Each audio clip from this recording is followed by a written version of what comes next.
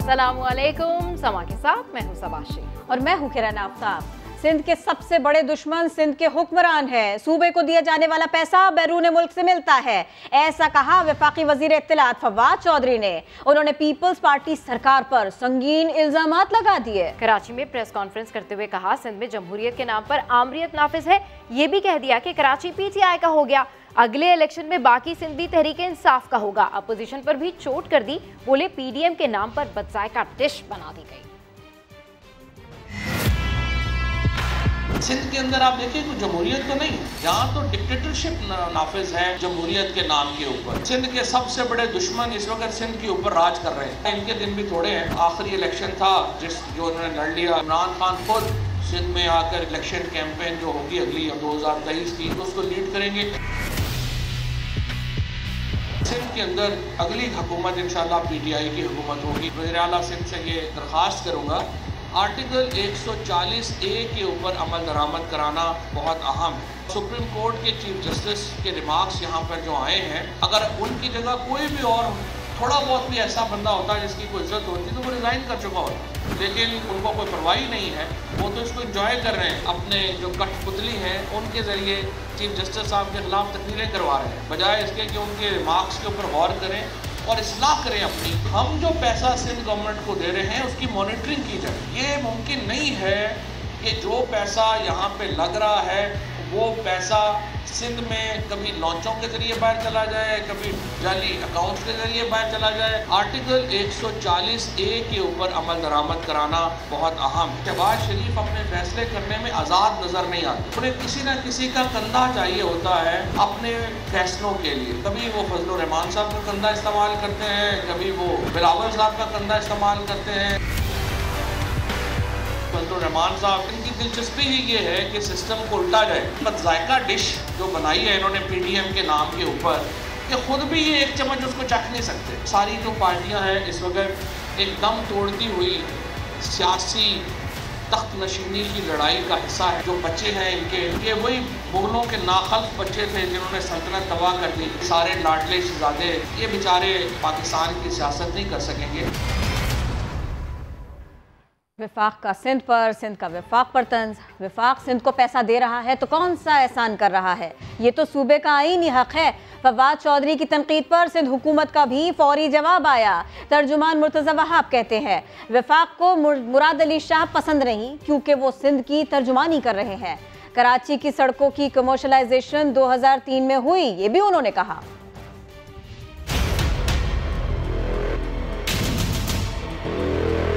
जब तक फवाद चौधरी साहब इमरान खान साहब के वापस फेवरेट नहीं हुए थे तो एक उनका पॉइंट ऑफ व्यू बोजदार साहब के सामने बड़ा क्लियर था और डॉक्यूमेंटेड था। एक खत लिखा था उन्होंने बोजदार साहब की परफॉर्मेंस के हवाले से। क्या आज भी वो अपने उस पॉइंट ऑफ व्यू पर कायम है या अब उन्होंने भी यू टर्न ले लिया है उस पॉइंट ऑफ व्यू से? आज वो क्या है, फादर्स डे है ना आज, तो आज मेरे ख्याल में फवाद चौधरी साहब कराची आए थे फादर्स डे विश करने के लिए, तो उन्हें फादर्स डे विश कर दिया, अब विश करके चले जाएंगे। वो इकोनॉमिक सर्वे ऑफ पाकिस्तान बताता है कि पिछले 1 साल में पाकिस्तान में गधों की आबादी में इजाफा हुआ है। तो अगर बिलावल भुट्टो जरदारी साहब ये कह रहे हैं तो गलत तो नहीं कह रहे। इनको मुराद अली शाह इसलिए पसंद नहीं है कि मुराद अली शाह साहब सिंध की आवाम की तर्जुमानी कर रहे हैं। अफसोस हमें इस बात पर होता है कि मुत्तहदा कौमी मूवमेंट बड़ी बड़ी बातें करती थी सेंसस के हवाले से, GDA बड़ी बड़ी बातें करती थी सेंसस के हवाले से, लेकिन इन दोनों जमातों ने वफाकी हुकूमत का साथ दिया। ये जो सड़कों को कमर्शलाइज किया गया था कराची शहर में, ये 2003 में किया गया और उस ज़माने में एक बड़ी एम्पावर्ड लोकल गवर्नमेंट थी, नेमतुल्लाह साहब कराची के सिटी नाज़िम। दूसरी बार कमर्शलाइजेशन 2006-2007 में हुई जब मुस्तफ़ा कमाल साहब कराची के सिटी नाज़िम थे, उन्होंने फैसला किया। समा के सवाल पर तनकीद करने वालों को दलील के लिए समा का ही सहारा लेना पड़ गया। वजीर इत्तलात फवाद चौधरी को जवाब देते हुए नासिर हुसैन शाह ने समा की पुरानी खबर ट्वीट कर दी। लिखा, वजीर आज़म इमरान खान खुद कहते थे कि फवाद चौधरी के बयान सिर्फ तवज्जो हासिल करने के लिए होते हैं। पीपल्स पार्टी और समा के दरमियान इतना खास मोहब्बत है। समा टीवी समा एक में जरा समा वालों की तशफ़ी के लिए यूं तो अच्छा नहीं लगता सवाल हमारा, मगर दलील के लिए अपनी लेते हैं समा का ही सहारा। क्या वजीर आजम बरहम कहा, फवाद चौधरी आपकी गुफ्तगू गैर जिम्मेदाराना है और बेवक्त होती है। फवाद चौधरी की तनकीद के बाद सिंध सरकार के वज़रा एक्टिव हुए कि जवाब में क्या कहें, और फिर नासिर शाह ने समा की पुरानी खबर को अपने ट्विटर हैंडल पर सजाया, फवाद को तनकीद का निशाना बनाया। कल तक इन्हीं के लीडर समा पर लगाते थे इल्जाम कि वो उनके लिए तो हकायत भी तब्दील हो जाता है। आप समझे इसको गलत डायरेक्शन में अपने चैनल के इन्फ्लुएंस में आके ना ले जाए। और आज समा की सहाफत के हो गए मोतरिफ सरेआम। समा टीवी समा क्योंकि समा की हर खबर, समा का हर सवाल हक और सच की दलील बन जाता है। समा आबादी ले गया। मजीद कुछ कहने की गुंजाइश ही नहीं, आगे बढ़ते हैं, अहम मामले की बात करते हैं। वजीर आजम का अमरीका को फौजी अड्डे न देने का मौक़िफ़ दो टोक है। ऑपोजिशन ऐसे में बौखलाहट का शिकार है। मौलाना फजलुर रहमान ने अड्डे न देने का क्रेडिट भी अपने सर ले लिया। फरूख हबीब भी जवाब देने मैदान में आए, बोले मौलाना का बस चले तो वो पाकिस्तान बनाने का क्रेडिट भी ले लें। फवाद चौधरी कहते हैं इमरान खान वाहिद लीडर हैं जिन्होंने अफगानिस्तान पर वाज़े पॉलिसी अपनाई है। वजीर आजम इमरान खान की वाह वाह, ऑपोजिशन को एक आंख नहीं भा रही। अमेरिका को फौजी अड्डे ना देने के जुर्रतमंदाना फैसले पर भी हीले बहानों से तनकीद जारी है। Absolutely not. मौलाना फजलुर रहमान ने फौजी अड्डे ना देने का क्रेडिट खुद ले लिया। मेरे ख्याल में उन्होंने अवामी प्रेशर भी किया है और वो तो बिल्कुल तैयार बैठा था, लेकिन जो प्रेशर उन पर आया और हमने बड़े वाज़ेह और सही पैगाम भेजे कि ये होगा नहीं, फिर पाकिस्तान को अफगानिस्तान बनाने वाली बात बन जाएगी। वजीर इत्तलात फवाद चौधरी कहते हैं इमरान खान वाहिद लीडर हैं जिन्होंने अफगानिस्तान पर हमेशा वाज़े पॉलिसी दी है। कभी इससे पहले किसी लीडर ने इस तरह की क्लियर पॉलिसी नहीं दी है अफगानिस्तान के ऊपर कि जनाब देखिए हमारी हद ये है, इससे आगे हम जाने को तैयार नहीं, हम बेसिस देने को तैयार नहीं है, हम आपको ड्रोन्स के ऊपर हमले करने देने को तैयार नहीं है। वजीर मुमलिकत फर्रुख हबीब ने कहा फजलुर रहमान बेगानी शादी में अब्दुल्ला दीवाने बन रहे हैं। माजी में तो उन्होंने कभी ड्रोन हमलों पर एहतजाज नहीं किया था। फजलुर रहमान साहब का बस चले तो वो ये कहें कि जो पाकिस्तान बनाया है उसका क्रेडिट भी वो ले लेंगे। 340 ड्रोन हमले पीपल्स पार्टी के दौर में हुए, 60 से ज्यादा हमले नून लीग के दौर के अंदर हुए। इनमें से किसी एक शख्स ने भी ड्रोन हमलों की मज़म्मत की थी? इमरान खान ने तो उस वक्त वज़ीरिस्तान जो है वो मार्च किया था पूरा ड्रोन हमलों के खिलाफ। फर्रुख हबीब ने मजीद कहा कि फजलुर रहमान ने छोटी सोच का मुजाहरा किया है, उनके बयान को कोई भी संजीदा नहीं लेगा। इसी पर आपको मजीद बताएं कि पीटीएम के सरबराह अक्सर अपने मुतनाज़े बयानात के बायस शह सुर्खियों में रहते हैं। फजलुर रहमान के बयानात पर दिखाते हैं आपको ये रिपोर्ट। फजलुर रहमान का एक और मुतनाज़ा बयान। जेयूआई के सरबराह माजी में भी कई बार ऐसी बातें कर चुके हैं जिन पर खासी ले दे हुई। चंद माह पहले कौमी सलामती से मुतालिक मुतनाज़ा बयान दिया था। उनको झूठ बोला जा रहा है कि हिंदुस्तान बात करना चाहता है, नहीं, हम तरले करने की तरफ जा रहे हैं। हमारी पोजीशन कमजोर हो गई, हम इस काबिल नहीं है कि 24 घंटे की जंग लड़ सके। हुकूमत मुखालिफ तहरीक को शरई जहाद करार दे डाला था। मैं कहता हूँ हम जिस मैदान में निकले हैं ये शरई लिहाज से जिहाद है।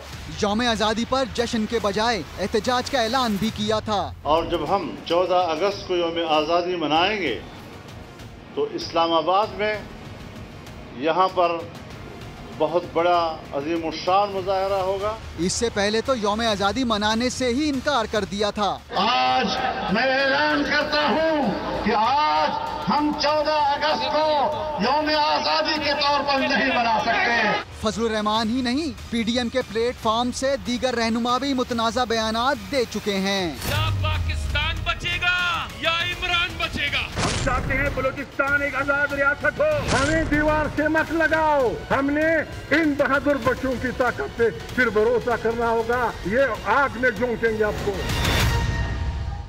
अफवाह को तनाज़ा न बनने दें। जमात इस्लामी ने अमेरिका को अड्डे देने के मामले पर माजी में किए गए मुआहदे पार्लियामेंट में लाने का मुतालबा कर दिया।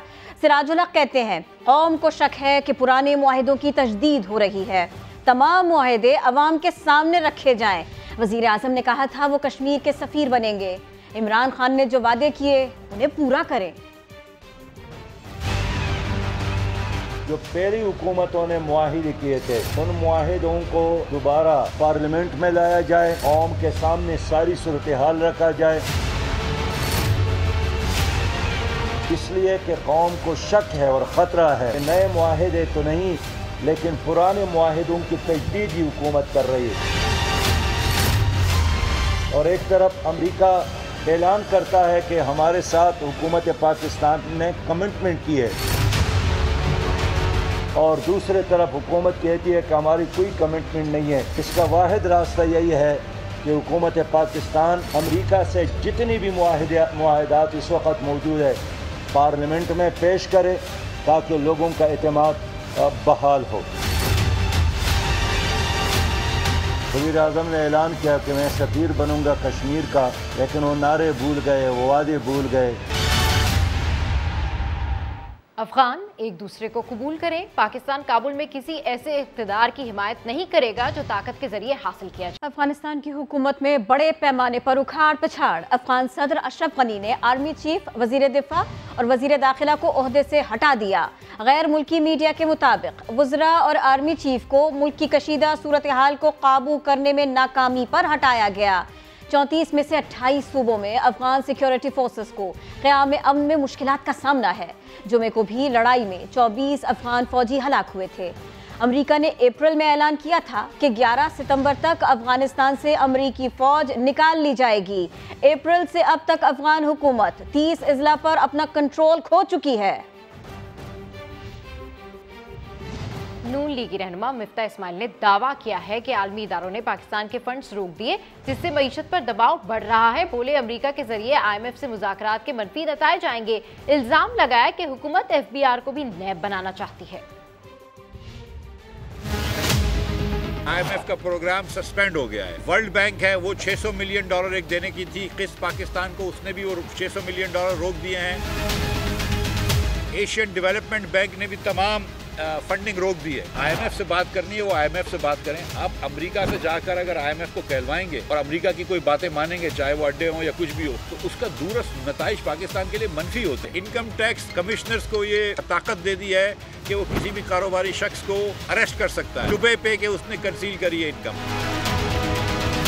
कोई केस नहीं होगा, कोई नोटिस नहीं दिया जाएगा। FBR को आप नैब बनाने लगे हैं। पावर ऑफ अरेस्ट एक 16-17 ग्रेड के अफसर को नहीं देना चाहिए। इससे ना रेवेन्यू बढ़ेगा, इससे सिर्फ लोगों को आप हरासा करेंगे। पेट्रोलियम लेवी हुकूमत ने 610 अरब रुपए रखी है। 27 रुपए 25 पैसे इस पे टैक्स बढ़ाया जाएगा पूरे साल के लिए। कीमतें कहाँ जाएंगी? PDM मुतहर्रिक होने जा रही है। मौलाना फजलुर रहमान कहते हैं नून लीग की ऑल पार्टीज कॉन्फ्रेंस बुलाने की तजवीज़ की हिमायत करते हैं। उन्होंने 29 जुलाई को कराची में जलसे का ऐलान भी कर दिया। कहा इस बार अवामी कुव्वत हथियार होगा, भरपूर जमहूरी कुव्वत के साथ मैदान में उतरेंगे। अमीर मकाम ने कहा स्वाद जलसा हुकूमत के ताबूत में आखिरी कील साबित होगा। PDM को फिर मुतहर्रिक करने का मिशन। 4 जुलाई को हुकूमत मुखालिफ तहरीक का दूसरा सीजन शुरू होगा। मौलाना फजलुर रहमान ने बड़ी जंग का ऐलान कर दिया। एक बार फिर अवामी सफ़ों को मुनज़्ज़म किया जाएगा और अवामी क़ुव्वत ही हमारे नज़दीक हमारा हथियार है। रहनुमा नून लीग अमीर मकाम की भी हुकूमत पर तनकीद। बोले मौजूदा हुकूमत का एजेंडा अवाम को तकलीफ देना है। 4 जुलाई का सवाद जलसा हुकूमत के ताबूत में आखिरी कील साबित होगा। PDM की लीडरशिप ने डिसाइड किया है कि दोबारा एहतिजाजी तहरीक शुरू कर दिया जाए और उसमें 4 जुलाई को या स्वात में जलसा रखा है। PDM रहनुमाओं का कहना था इस बार भरपूर जमहूरी कुव्वत के साथ हुकूमत के खिलाफ मैदान में उतरेंगे। दावे कुछ, हकीकत कुछ। तफसील जानिए थोड़ी सी देर में। बलूचिस्तान असेंबली में बजट इजलास से कबल हंगामा आराई पर 10 अपोजिशन अरकान के खिलाफ मुकदमा दर्ज कर लिया गया। तर्जुमान बलूचिस्तान हुकूमत ने हिज़्ब इख्तिलाफ के रवैये को गैर जमहूरी करार दे दिया। अपोजिशन जमातें भी डर गईं। इस हवाले से रिपोर्ट कर रहे हैं मोहम्मद आतिफ। बलूचिस्तान असम्बली में बजट इजलास के मौके पर हंगामा आराई का इल्ज़ाम। कायदे हिज़्ब इख्तिलाफ मलिक सिकंदर समेत 10 अपोजिशन अरकान के खिलाफ थाना बिजली रोड में SHO की मुद्दत में बलवा करने, सरकारी इमलाक को नुकसान पहुँचाने समेत 17 मुख्तलिफ दफ़ात के तहत मुकदमा दर्ज। तर्जमान बलूचिस्तान हुकूमत लियाकत शवानी कहते हैं कि अपोजिशन ने बलूचिस्तान की सियासी तारीख और इक़दार को बिल्डोज किया है। हमारे मोअज़्ज़ज़ अराकी पे इन्होंने हमले किए, ताले लगाए इन्होंने असम्बली के, तोड़ किए। अपोजिशन जमात JUI के रुकने कौमी असम्बली मौलाना अब्दुल वासी कहते हैं कि आवाम की मौजूदा हुकूमत से जान हर सूरत छुड़वाएंगे। इससे हमने जान छुड़ाना है, बल्कि हमने नहीं बलूचिस्तान के आवाम के जान छुड़ाना है, बल्कि आवाम के तो छोड़ो इनके काबिने के लोगों के जान छुड़ाना है। अपोजिशन जमातों ने वाज़ेह किया है कि बजट पास नहीं होने देंगे। कैमरामैन जफर बलोच और जुनैद अकबर के साथ मोहम्मद आतिफ समक, क्वेटा। अदालती हुक्म पर कार्रवाई। कराची में अलादीन शॉपिंग मॉल और पवेलियन एंड क्लब को गिराने का काम छठे रोज भी जारी रहा। शॉपिंग मॉल का 20% तक हिस्सा ढाया जा चुका। खुर्शीद आलम रिपोर्ट कर रहे हैं।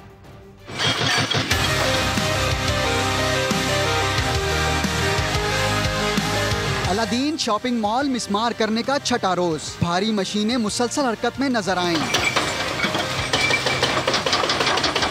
आज 20% ज़्यादा काम हो चुका है और आप देखें पीछे बड़ी चेन वाली मशीन काम कर रही है और 650 दुकानों में को मिसमार करने का अमल जारी है और इंशाल्लाह ताला जब तक ये काम ख़त्म नहीं होगा हमारा काम जारी रहेगा। और पवेलियन क्लब में भी हमारी 4 मशीनें काम कर रही हैं। और राशिद मिनाज रोड से गुजरने वालों ने तोड़ फोड़ के मनाजिर मोबाइल कैमरे में भी महफूज किए। जी यहाँ पर हम 1-2 मरतबा आए हैं फैमिली के साथ, अल्हम्दुलिल्लाह हमने एंजॉयमेंट भी किया है, अपना सैर सपाटा भी किया है। अब इधर आए, इस मंज़र को देखा, बड़ा अजीब सा लगा। अगर नाजायज़ है तो ये सबसे बनने से पहले हो जानी चाहिए। अभी बनने के बाद लोगों का भी नुकसान है इसके अंदर। सुप्रीम कोर्ट के हुक्म पर शहर में 5 मकामात पर तजावुज़ात के खिलाफ कार्रवाई का सिलसिला जारी है। कैमरामैन कामरानुद्दीन के साथ खुर्शीद आलम, समाक, कराची। ऑपरेशन भी जारी और साथ साथ मुतासरीन का एहतजाज भी। नस्लाटार अलादीन पार्क की दुकानें और पवेलियन एंड क्लब को मिसमार करने के खिलाफ मुतासरीन ने कराची प्रेस क्लब के बाहर एहतजाज किया। Association of builders and developers ने भी प्रेस कॉन्फ्रेंस की। बोले, सिंध हुकूमत ने अदालत को गुमराहकुन दस्तावेजात फराहम की जिसकी वजह से ये मसाइल पैदा हुए हैं। आबाद रहनुमाओं ने दावा किया कि जिन तामीरात को ढाया जा रहा है वो कानून के मुताबिक बनाई गई थी। मुकम्मल दस्तावेजात मुतासरीन के पास मौजूद है। रहनुमाओं ने अपील की कि अदालत मुतासरीन का मौक़िफ़ भी सुने। पूरा शहर जानता है कि अजीजाबाद, फेडरल बी एरिया, धीली कॉलोनी और स्कीम 33 समेत हर इलाके में धड़ल्ले से गैर कानूनी तामीरात जारी हैं। कराची को मॉनसून बारिशों की तबाही से बचाना होगा। इंतजामात कर लें, मुतालिका इदारों को मुतहर्रिक कर दें। गवर्नर सिंध ने वजीर आला मुराद अली शाह को खत लिख दिया। कहा, गुज़िश्ता साल की तबाही से बाहमी काविशों का सबक मिलता है। गवर्नर सिंध ने खत में लिखा कि नालों की सफाई और तजावुज़ात के खिलाफ ऑपरेशन से मदद मिलेगी। गवर्नर सिंध ने के इलेक्ट्रिक, हेस्को और सेप्को को भी इंतजामात और बारिश के दौरान लोड शेडिंग न करने के लिए कहा। DHA कंटोनमेंट बोर्ड्स को भी बारिश से निपटने के इंतजामात करने की हिदायत दी। उनका कहना था, स्टेक होल्डर्स मिलकर काम करें, वफाक मुकम्मल ताउन करेगा। तालिब इल्म से बदफेली का इल्ज़ाम। पुलिस ने अजीजुर रहमान और उसके 2 बेटों को गिरफ्तार कर लिया। IG पंजाब कहते हैं ऐसे मुल्जिमान से अपने बच्चों का मुस्तकबिल महफूज बनाएंगे। लाहौर से मजीद बता रहे हैं रियाज अहमद। मदरसे के तालिब इल्म से बदफेली का इल्जाम। अजीजुर रहमान मियाँ वाली से गिरफ्तार। पुलिस ने मुतासरा तालिब इल्म को धमकियां देने के इल्जाम में अजीजुर रहमान के 2 बेटों अल्ताफुर रहमान और अतीकुर रहमान को भी गिरफ्तार कर लिया। अजीजुर रहमान के एक बेटे को लकी मरवत, दूसरे को कान्हा से गिरफ्तार किया गया। मरकजी मुल्जिम को जिस्मानी रिमांड के लिए कैंट कचहरी पेश किया जाएगा। IG पंजाब ने इस मामले को टेस्ट केस करार देते हुए ट्वीट किया है कि मामले की साइंसी और जदीद तकाज़ों के मुताबिक तफ्तीश की जाएगी और मुल्जिम को अदालत से कानून के मुताबिक सजा दिलवाई जाएगी। कुछ रोज कबल अजीजुर रहमान की एक वीडियो जारी हुई थी जिसके बाद अजीजुर रहमान और उनके बेटों के खिलाफ मुकदमा भी दर्ज किया गया था। रियाज अहमद, समा, लाहौर। गुजरावाला में 11 साला तालिबा को ज्यादती के बाद कत्ल करने वाला दरिंदा भी मुबैना पुलिस मुकाबले में मारा गया। मुल्जिम अली हसन ने जुमे को स्कूल से घर वापस आने वाली बच्ची को अगवा किया। ज्यादती का निशाना बनाकर उसका गला घोंट दिया, उसको मार दिया। पुलिस ने मुल्जिम अली हसन को गिरफ्तार किया। उसने एतराफ़ जुर्म भी कर लिया था। पुलिस के मुताबिक मुल्जिम को जाए वक़ूअ की निशानदेही के लिए ले जा रहे थे कि उसके साथियों ने फायरिंग की जिसकी जद में आकर मुल्जिम मारा गया। पुलिस मोबाइल को भी नुकसान पहुंचा। और उधर लाहौर में 3 बच्चों की मां झुलसकर जान बहक हो गई। वर्षा ने ससुरालियों पर पेट्रोल छिड़ककर आग लगाने का इल्जाम लगा दिया। पुलिस ने मुकदमा दर्ज करके शौहर को गिरफ्तार कर लिया। लाहौर में 3 बच्चों की मां जान से गई। अफसोसनाक वाकया पेश आया। हरबंसपुरा में खातून को शदीद जख्मी हालत में अस्पताल लाया गया, लेकिन वो जख्मों की ताब न लाते हुए दम तोड़ गई। गुड़िया बीबी और शहजाद उर्फ मिठू ने 15 साल कबल पसंद की शादी की थी। नशा करने से मना करने पर शहजाद का गुड़िया से झगड़ा रहता था। लवाहिकीन ने इल्जाम लगाया है कि शोहर शहजाद उर्फ मिठू ने बहन और बहनोई से मिलकर गुड़िया बीबी को आग लगा दी। उसने पेट्रोल ऊपर फेंका है, तो साथ ही वो उसकी नंद थी रूबी, उसने वो माचिस पकड़ाई है तो वो आग लगा दी है। हमें ना इंसाफ चाहिए, हमारे साथ ज्यादती हुई है। हमारी खाला को इन्होंने ना अक्सर उसके ऊपर तशद्दुद करते थे। दूसरी तरफ खातून की बेटियों का कहना है उनकी वालदा को जलाया नहीं गया, बल्कि उसने खुद सोजी की है। मेरा पापा कह रहा था अभी ना ऐसे झूठ ना मारा करो मेरे सामने, तो फिर वो कह रही थी देखना मैं अब मिट्टी का तेल अपने ऊपर डाल के और आग दा। उसने खुद ही पेट्रोल डाल के और आग लगा ली है। और इन साथ वालों ने पुलिस बुलाकर मेरे पापा पर इल्जाम लगा दिया, भी उसने लगाई है। पुलिस ने खातून के शोहर को गिरफ्तार कर लिया। तफ्तीशी हुकाम के मुताबिक असल हकायक पोस्टमार्टम की रिपोर्ट के बाद ही सामने आएंगे। कैमरामैन खुरम फयाज के साथ रियाज अहमद, समा, लाहौर। और पाकिस्तान तरक्की करने लगा। वफाकी वज़ीर इत्तलात फवाद चौधरी कहते हैं पाकिस्तान तरक्की कर रहा है, आगे बढ़ रहा है। यहाँ से टेक्नोलॉजी, ज़राअत और कोविड मटेरियल एक्सपोर्ट हो रहा है। कराची एक्सपो सेंटर में तकरीब से खिताब के दौरान मजीद क्या कहा, आइए देखते हैं। हमारा था मामला कि पाकिस्तान से टेररिज्म एक्सपोर्ट होता है या पाकिस्तान से मजहबी शिद्दत पसंदी एक्सपोर्ट होती है, वो दिन गुजर गए हैं। अब पाकिस्तान से अल्हम्दुलिल्लाह टेक्नोलॉजी एक्सपोर्ट होती है। अब पाकिस्तान से हमारी ज़राअत जो है वो एक्सपोर्ट होती है। हम ट्रैक्टर्स एक्सपोर्ट कर रहे हैं। और कोविड में आपने देखा कि पाकिस्तान ने क्या मिरेकल किया। 26 फरवरी को जब पहला केस पाकिस्तान में आया था, हम अपना खुद कुछ भी नहीं बना रहे थे, और within 4 months Razak Dawood साहब को पता है कि जो हमने पाकिस्तान की प्राइवेट कंपनीज़ ने मिलके, हमारी मिनिस्ट्रीज़ ने मिलके जिस तरीके से काम किया, within 4 to 5 months Pakistan became one of the major exporter of all covid material. गन्ना जो है वो दूसरा तारीख का सबसे बड़ा पैदा हुआ, और चावल, चीनी और गंदम जो है वो तारीख की सबसे बड़ी फसल जो है वो पाकिस्तान में हुई। 10 बिलियन से ज़्यादा आइडियाज़ जो हैं इस एक्सपो में डिस्कस होने जा रहे हैं। तो उनमें से चंद हज़ार आइडियाज़ जो हैं वो अगर पाकिस्तान से कामयाब हो गए तो पाकिस्तान को एक बहुत बड़ी अपॉर्चुनिटी मिलेगी हमारी इकोनॉमी को। और अब आपको इस्लामाबाद ले चलते हैं। वहाँ ड्राइव थ्रू वैक्सीनेशन शुरू हुई है। ये सहूलत कहाँ में असर है, क्या औकात होंगे, हम आपको दिखाते हैं। गाड़ी पर F9 पार्क आएं, 10 से 15 मिनट में सिंगल डोज वैक्सीन लगवाएं और कोरोना वबा से महफूज हो जाएं। इस्लामाबाद में ड्राइव थ्रू वैक्सीनेशन का आगाज कर दिया गया। सेक्रेटरी सेहत आमिर ख्वाजा के हमरा ड्राइव थ्रू वैक्सीनेशन का इफ्तिताह किया। सदर पंजाब बैंक जफर मसूद ने कहते हैं इंसानी जिंदगियों का तहफ़्फ़ुज़ यकीनी बनाकर ही तमाम शोबों को मामूल पर लाया जा सकता है। ये हमारी इकोनॉमिक ड्यूटी भी है। बड़ा जरूरी है कि हम लोगों को वैक्सीनेट करवाएं, बिजनेस को नॉर्मल लेके आएं। ये हमारे फ्यूचर ग्रोथ के लिए जरूरी है। इस्लामाबाद में पहले ही मजमूई तौर पर 55 कोरोना वैक्सीनेशन यूनिट फाल। DHO कहते हैं ड्राइव थ्रू मुहिम खुसूसी और मुलाजमत पेशा अफराद के लिए बड़ी सहूलत साबित होगी। 4 बूथ बने हैं एंड वी एक्सपेक्ट के दिन में यहाँ पे कम से कम 1000-1500 बंदा जो वैक्सीनेट होगा। ड्राइव थ्रू वैक्सीन लगवाने के लिए आप इतवार के अलावा हफ्ते के 6 दिन रात 8 बजे से 2 बजे तक F9 पार्क आ सकते हैं। कोरोना वबा कहीं फिर से सर न उठाए, इसके लिए दुआ के साथ दवा की भी यकीनन जरूरत है। ड्राइव थ्रू वैक्सीनेशन भी इसी सिलसिले की एक कड़ी है। कैमरामैन इसरार सलीम के साथ अरहम खान, समा, इस्लामाबाद।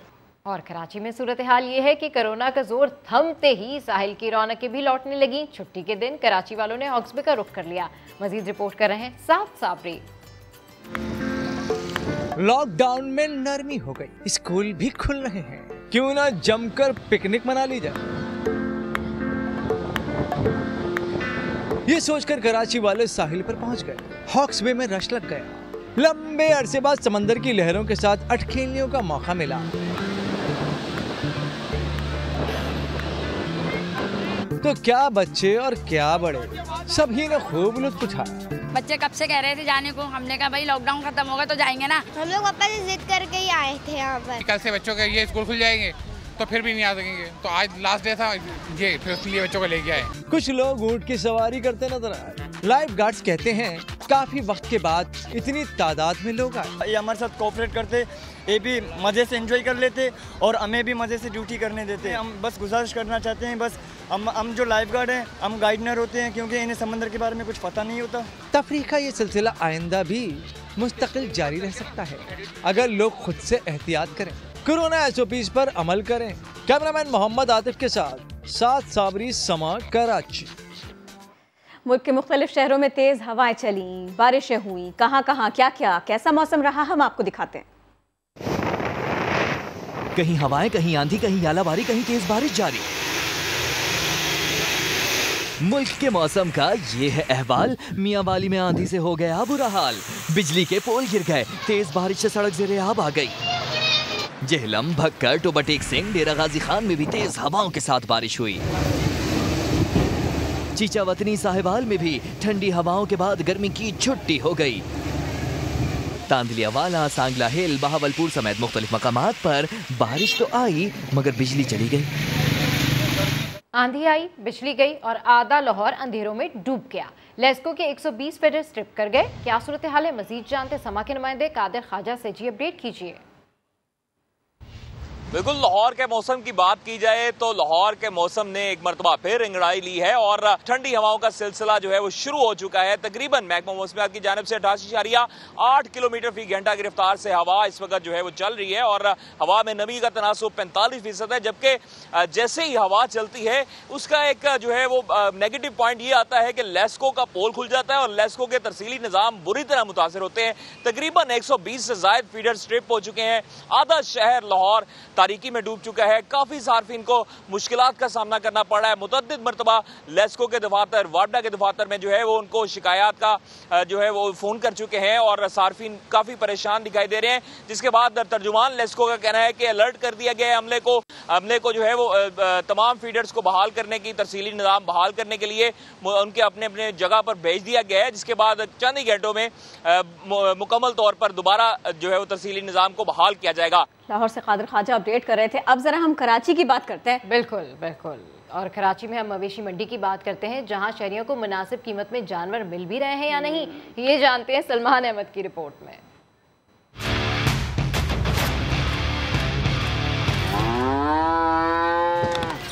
भारी भरकम तगड़े बैल। जी हाँ, सुपर हाईवे की मवेशी मंडी में 15,000 से जायद कुर्बानी के जानवर लाए जा चुके हैं जिनकी कीमतें लाखों में हैं। इसीलिए शहरी विंडो शॉपिंग तक ही महदूद हैं। बहुत हाई रेट है अभी तो काफी दिन है, इस वजह से रेट लगवा रहे हैं। अभी रेट तकरीबन ये लोग 7-8 बता रहे हैं। इनसे पूछा जाए ना क्या मसला है तो ये बोलते ये जो हम जगह पे खड़े रहे वो जगह हमने 2-2.5 लाख रुपए की लिए। खवातीन भी चली आ रही हैं, बच्चों को भी साथ ला रही हैं। अगर हम रात में आए तो सुबह भी वापसी गए लेकर, लेकिन ले जाते हैं और मिल जाता है हमारी रेंज के मुताबिक। शहरी तो चाहते हैं बस जल्दी से बारिश हो जाए ताकि जानवरों की कीमत गिर जाए। अभी तो ईद उल अजहा में 1 महीना बाकी है। देखना ये होगा कि जब कुर्बानी के जानवरों से मवेशी मंडी भरी होगी तो उस वक्त खरीदारों को मुनासिब कीमत में कुर्बानी के जानवर मिल सकेंगे या नहीं। कैमरामैन मरगूब हुसैन के साथ सलमान अहमद, समा, कराची।